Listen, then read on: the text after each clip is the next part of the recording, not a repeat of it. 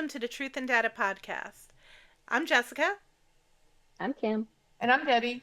Today we're going to talk about the future of the DFIR workplace. Debbie, you've ran lots of labs. Where do you think the future is? How do we do this? I'm super excited. When I first started working, helping manage the digital forensics lab for the state of Georgia at the GBI, at the Georgia Bureau of Investigation, we were hiring people with, that knew a little bit about computers. That some of them didn't even have a degree in computer science or cybersecurity. Some of them did, but that was our option. Some of them, maybe had worked at a help desk or, and that is who we were hiring. But over time, there are now entire college programs, degrees in digital forensics. So it is becoming and it is, an up and coming field. So, how to, if on this episode, if we want to talk about like how to attract, train, retain this new digital forensic workforce, I think they're going to be, I hate to say this, some of them are going to be younger. But we're also going to have people who are transitioning. I know, Jessica, you talk about this a lot, people transitioning from other professions. So I do think it is of interest to a lot of people. I know I talk to a lot of young people who want to, be in the law enforcement space, but do not want to be sworn, do not want to carry a badge and a gun. And I always talk about, have you thought about digital forensics? I also talk about criminal intelligence analysts. And, this is a mission-driven profession often. And I think that appeals to a lot of people. So I think that oftentimes why it is a mission driven, or I think kind of you have to look back sort of at how we ended up with these laboratories where, you have to look at where the money was, right? In order, something you're very passionate about as well, Debbie, is, the Internet Crimes Against Children Task Forces. And so, there's federal funding for that, and then other means of fundings, maybe on the state level or other ways. But oftentimes those laboratories and those groups of folks that are investigating those types of cases or that are doing digital forensics, that's the type of case they're doing. And so that oftentimes is, kind of dovetailing into the whole mission, right? Where yes. If you've got someone who is, like you said, they're interested in something to do with law enforcement, they're a technical type of a person, and they're like, wow, that's really, from a technical perspective, it's really cool stuff to learn and really cool job to do. But then also you're helping, right? Yeah. So that definitely, I think, helps to play a role whenever folks are hearing about these types of positions. So I think Debbie brought up a good point that there's like 3 areas we need to talk about. We need to talk about recruitment, we need to talk about retention, and we need to talk about what our future needs are. What do we need? What skills, what aptitude do we need in the future workforce in digital forensics? So, do you want to start with which one of those 3 topics do you want to start with? Retention, or do you want to start with recruitment first? Recruitment? Okay, so we'll start with the new folks coming in, not the folks we're keeping. All right. So, what are your thoughts on recruitment? Where should we be recruiting? I'm going to tell you, as somebody, I get more people reaching out to me that they want to break into this field than I think we can support new hires, to be honest. Right. Because I get a lot of people who are really, really, really, really interested in breaking into digital forensics and are having trouble breaking in. They really need to set themselves apart from other people. I do think that this is a very sexy field. I know you talked about helping people, but, we get the benefit of, the characters like Abby on NCIS, which are completely fictitious. The CSI effect is real. You cannot solve cases in 21 minutes. You can't put 3 hands on a keyboard, and we don't actually take their monitors, right? Like, there is so much in those shows that frustrates me. My mom used to watch it, and I used to get like really, really frustrated if she watched it with me. Anyway, but it has drawn a lot of people to our field, right? Mm-hmm. Like when we all got in, we're all, I'll admit that all three of us are not spring chickens. And so when we got into the field, this isn't something I think people even knew existed, that there are these, Right. as Debbie says, nerd cops uh, It's the running around coolest doing thing. things. Um, There's a coolness factor though, there's a right? Like coolness you, factor, right? This is sexy. I mean, yes.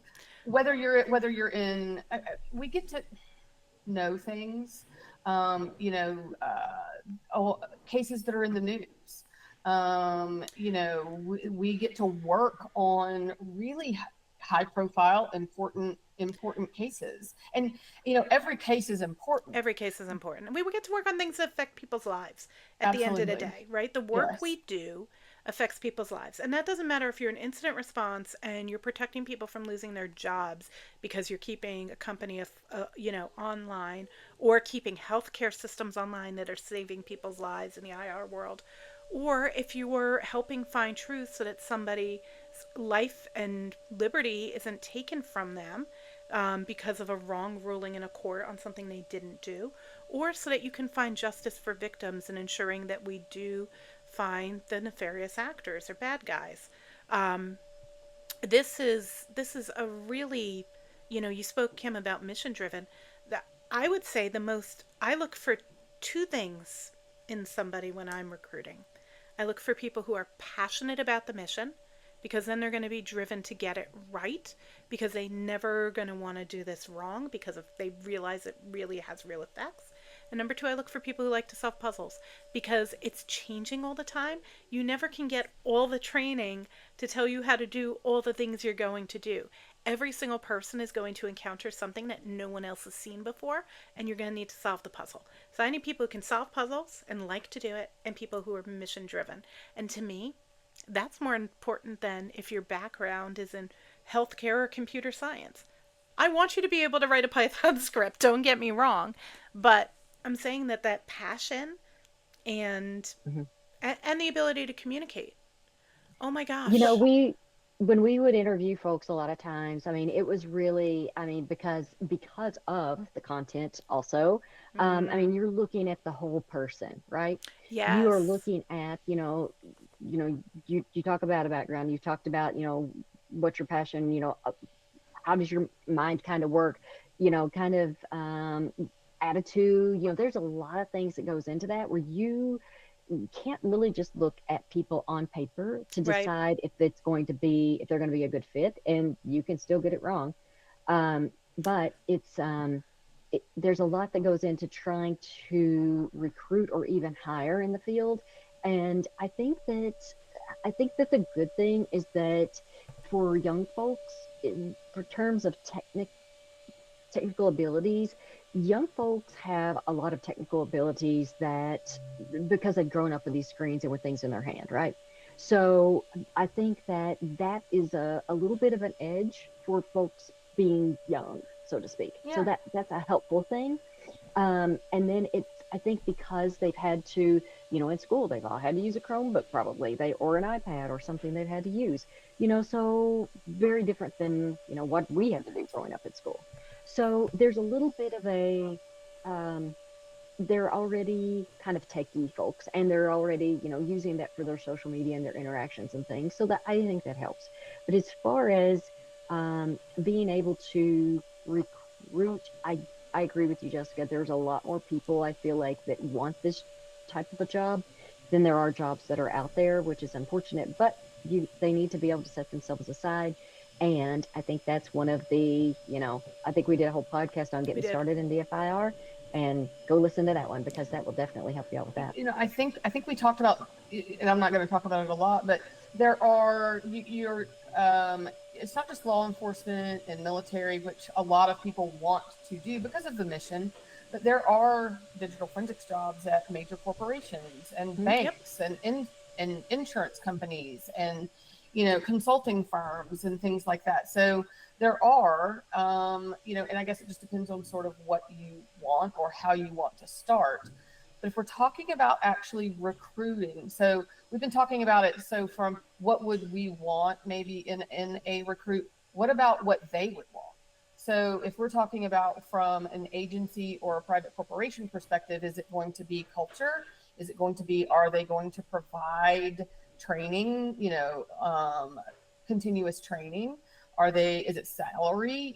There are things I think from a agency perspective that need to be looked at as well to recruit the best talent. And then also that goes into retention. So So I think it's interesting because there are so many people who want to get in. I think agencies know that, and I'd say one of the big problems is there's a lot of recruitment of people into law enforcement. They come in for 2 years, they get what the agency needs to give them, which is training, and then they job hop into corporate yes, or IR where the salaries are higher.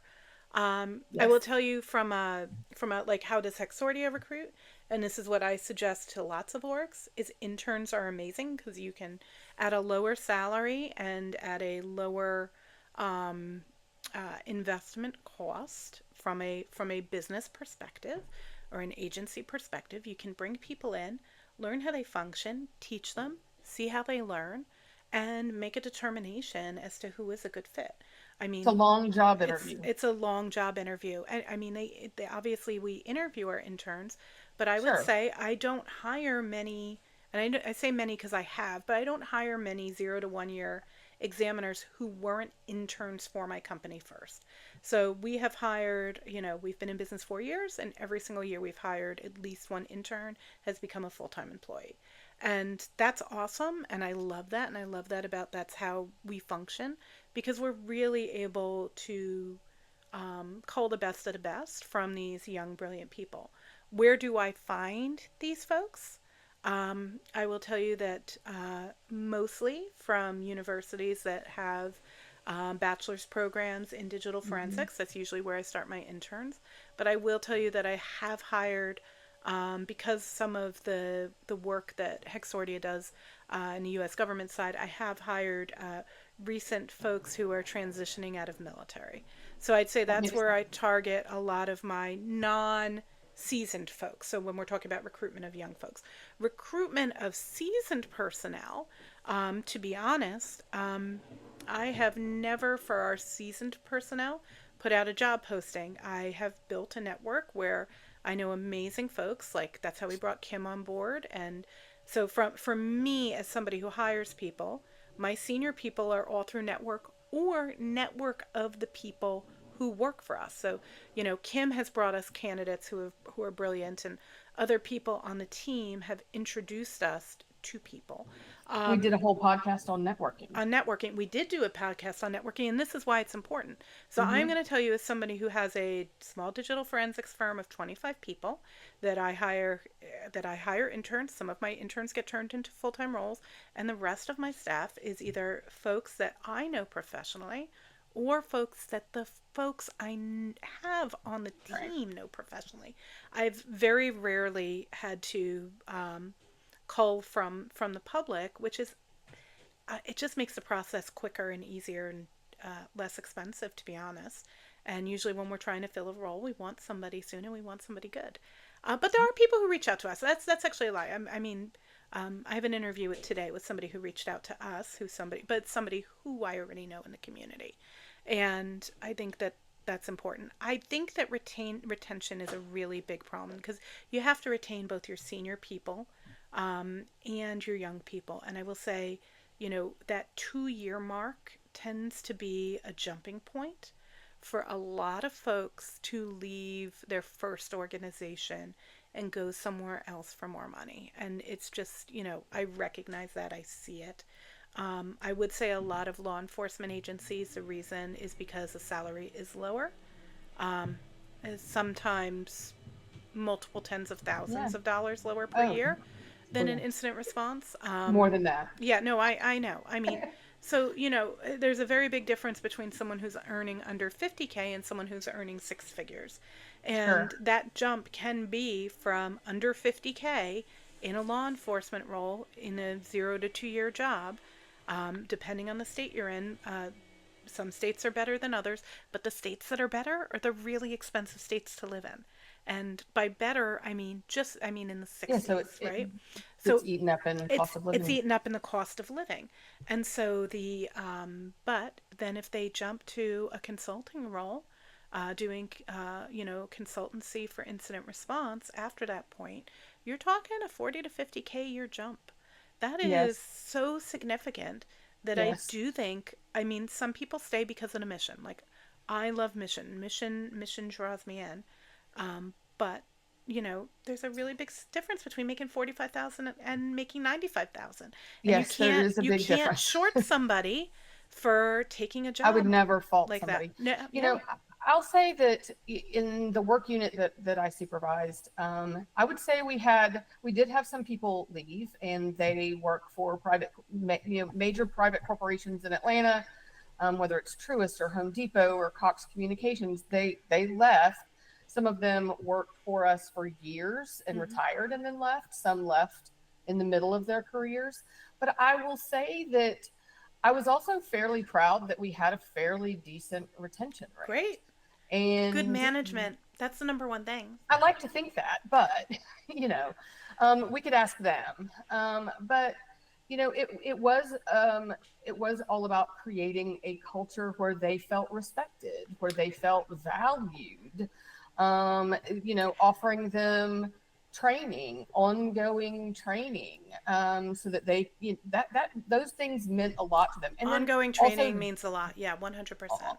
ongoing training and allowing them to specialize maybe Yep. in, whether it was they had a particular, whether it was video forensics or whether it was iOS forensics Yeah, or, letting people really delve into their interest area. yes, I think that is important. I think it's important to treat people and respect people as whole, and that's very important. At the end of the day, there are certain types of our content that will burn people out. People get absolutely. burnt out. I'm in a group chat with a lot of forensicators, and burnout is a conversation that comes up from time to time in that. And people sometimes they get burnt out working consultancy.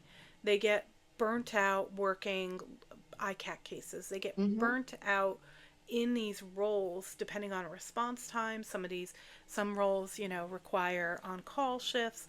Some roles require a lot of Right. hours. Some forensics examiners, and I've been there working well over 80 hours in a week. I've been there. Um, Yes, burnout so is real. burnout is real, and I think a lot of what I see is, if I can be frank, I see less people switching. It happens sometimes, but less people go, oh, I'm going to go from one law enforcement agency to another, or I'm going to go from one corporate to another. A lot of times, what you see is people change that realm: Yes, consultancy, corporate, law I enforcement, agree. military. I'd say government contracting is a little bit different because government contracting, each Right. contract's only so many years, so you do rotate into other contracts. Usually, as you know, one's nearing its end, so you see that that's a little bit different because people will stay in the field, but migrate because of terms.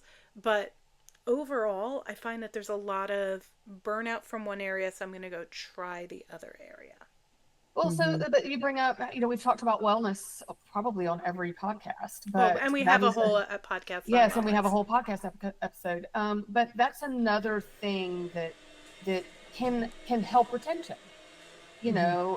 Wellness, initiatives, wellness programs within whatever work unit, whether it's law enforcement, private sector, or military. You know, those that will help with retention also, and not everybody has the the benefit of having that available to them.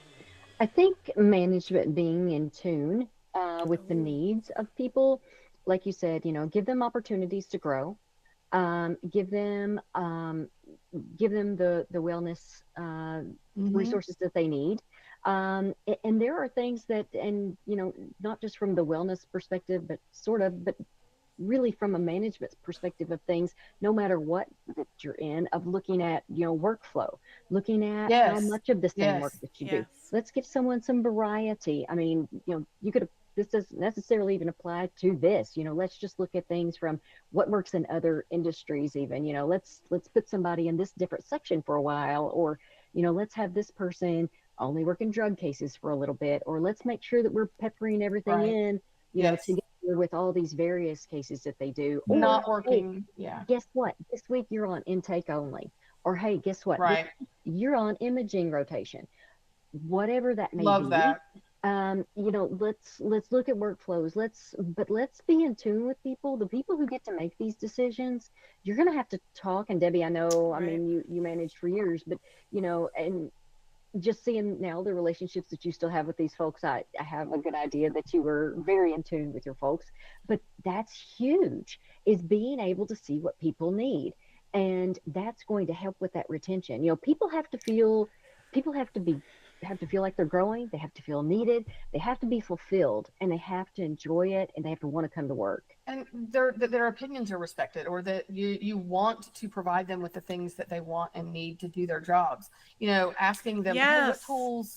what tools have you heard of? What other tools do we need? What do you need hardware wise? What do you need software wise? Providing people the tools they need. Asking, Yes. yeah, Yes. asking them their opinion instead of me being a supervisor. I asked a lot of questions. So because I felt like I couldn't do my job properly if I didn't, but asking them, what do you need? Mm-hmm. Is a And very simple question. and having people, we have these strict SOPs, we have these strict guidelines, but there is room for autonomy on the work that people do. There's room for A good them point. to like you were talking about with specialization, with being able, people don't want to feel micromanaged. Right. With what tools they choose to use, right? If your lab can afford multiple tools, you're going to have people who are more comfortable in one tool than another. So I think letting people have that flexibility, right? So the SOP doesn't need to say, oh, you must use tool X. It can say you use an approved tool. And that's a big difference in satisfaction and happiness. Kim talked about fulfillment. We get a lot of fulfillment from mission, but we also have to address the human needs. And I think that's, again, it's more about management. Nobody's going to leave for a breadcrumbs difference in their salary if they're happy, because the potential on the other side is they might not be happy. If they're not happy, people will leave Mm-hmm. regardless of what that offer is, Right. right? People leave bad managers.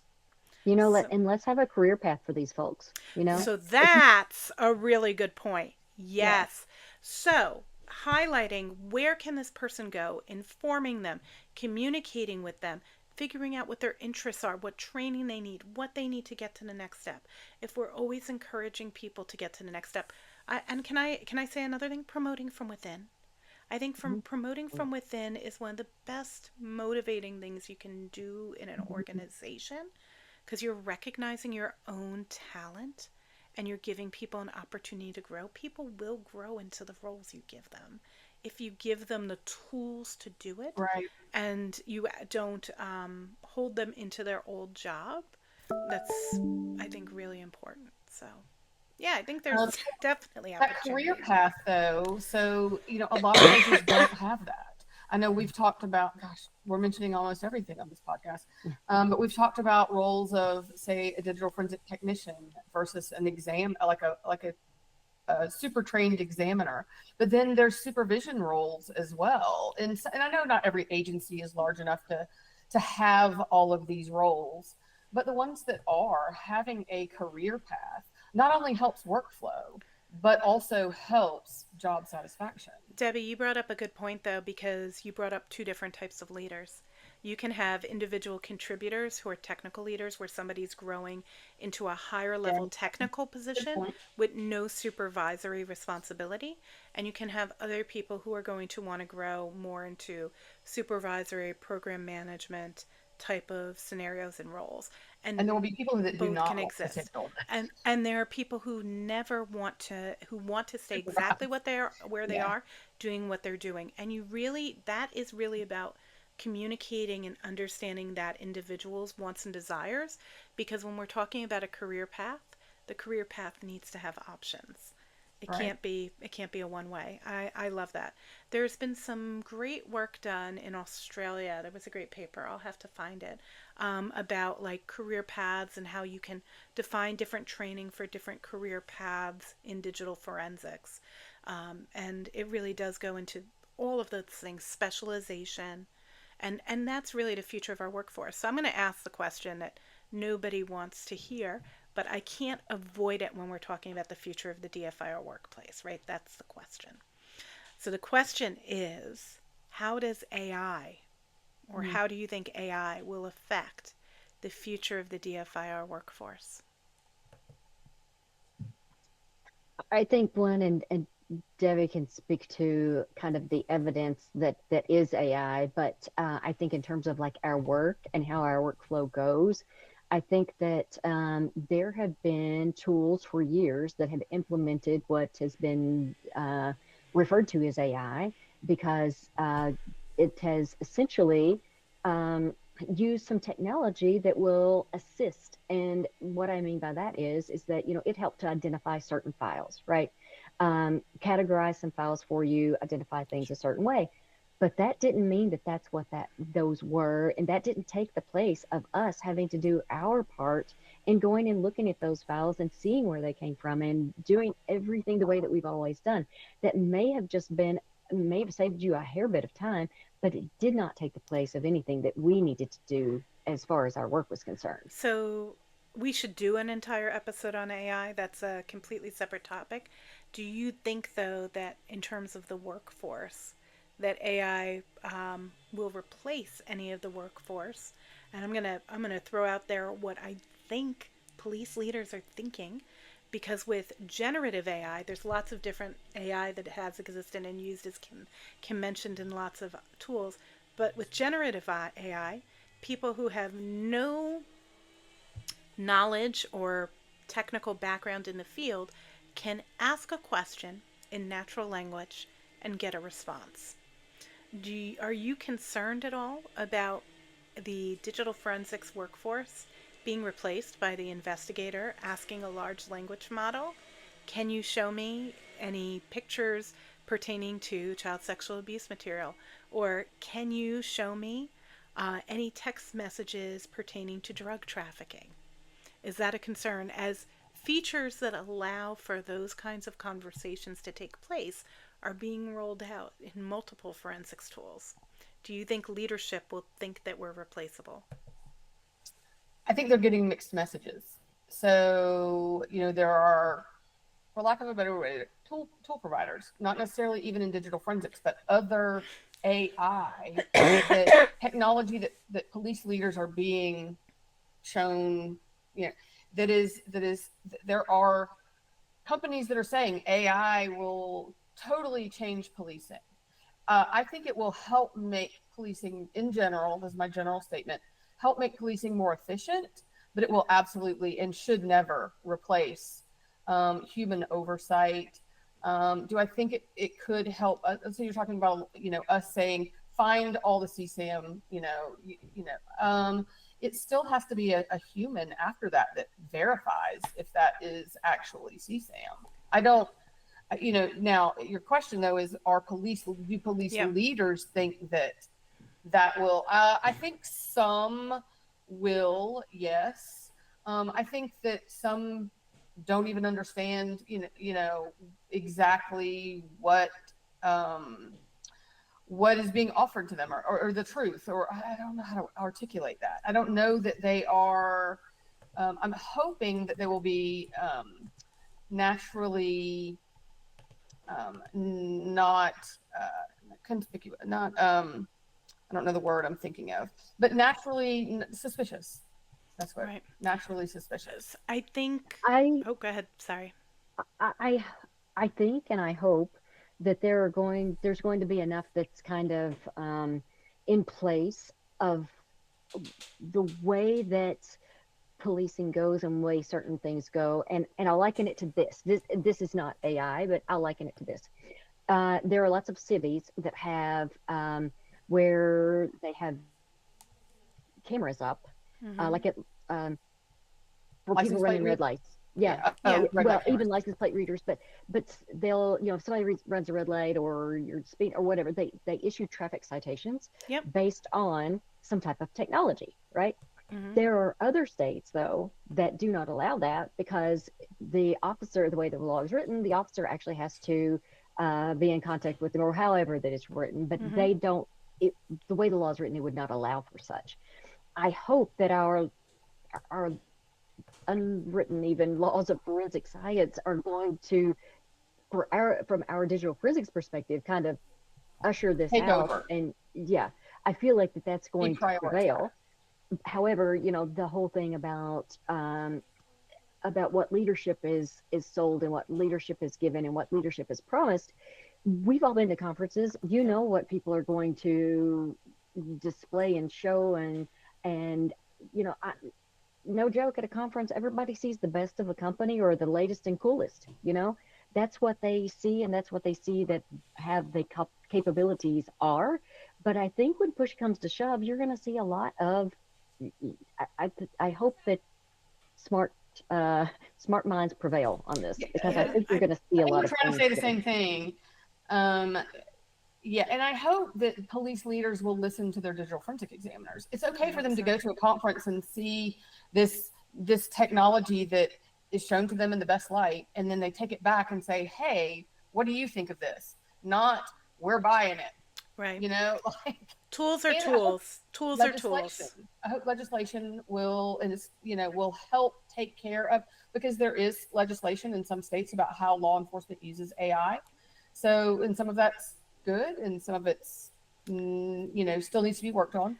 So, I hope that maybe that will help some of this as well. So our future is strong. There are lots of great talent we need to retain. There are lots of young people who we'd love to bring into the field. Please, those people, please check that Getting Started in DFIR episode. And then we don't think that we're going to be replaced by large language models. We'll still be doing forensics, because at the end of the day, just like we always say, you don't know what you don't know. The large language model can only rely on what it only already knows, and things are always changing. So we should have a career for a long time to go, and the future of the DFIR workforce is strong. Thank you so much, everyone. We hope you enjoyed this episode, and we'll see you next time. bye. Bye.